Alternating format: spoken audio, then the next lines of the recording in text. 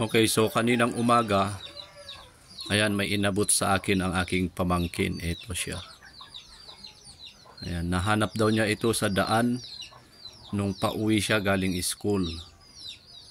Ayan, galing kay si Mitot. Nakita daw niya sa daan at may marka na parang 21K. Ayan, malabo lang yung kanyang marka. So ang gagawin natin, itetest natin to sa ating nitric acid. Ayan, meron tayo ditong pang 18K. I-test natin to. Kung walang reaction, ibig sabihin legit na ginto ito. Pero pagka merong reaction, ibig sabihin kagaya lang ng kaibigan mo, peke. Kagaya ng kaibigan mong peke lang. Ayan. Subukan natin i-test dito. Yun. I-zoom natin. Yan, so patakan lang natin dito sa ating 18K solution.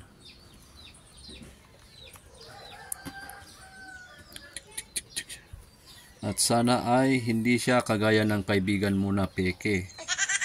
Dahil pag ito may reaction, pag kasi peke, may reaction ito, kukulo siya, uusok sa ng kulay pula.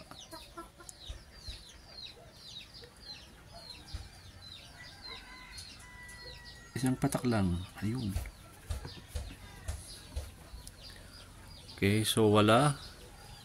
Tignan natin, maya't maya, wala pa rin. Wala pa rin. Aba, parang legit ah. Parang legit. Nako po, ayun. Meron na kumukulo na mga kamukha. Patay kang bata ka. Peke. Ayan. Ayan. Meron ng reaction na nangyayari oh. Ayan. Ganyan siya pagka peke. So, akala ko tunay na. Ayan. Meron na oh. Ayan. Kumukulo na. Ibig sabihin kinakain ng nitric acid yung itong metal na to. Kung ano ginamit dito na metal. Ayan. Dahil kung ginto sana yan, walang reaksyon na mangyayari kung ginto yan. O, kita nyo? Ang mangyayari dyan, kakainin ng nitric acid yan hanggang sa maubos. Kung meron mang ginamit na ginto dyan, hinalo, yun na lang yung matitira. O.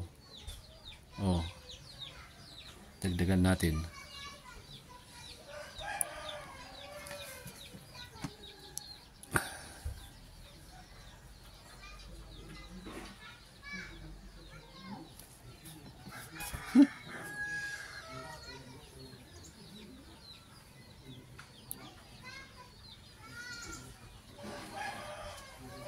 Pang 18 carats pa yung ginamit ko dito na solution. Samantalang yung nakamarka 21 carats. So ibig sabihin naubos na kasi yung pang 14K ko. Meron akong 14K kaya lang naubos na. Yan. Ganyan siya. Tignan nyo po. Sa mga gustong magsuri sa mga alahas nila, ayan, mag-ingat-ingat po. Mas maganda meron kayong solution na pang test para maiwas peke kayo. Yan o.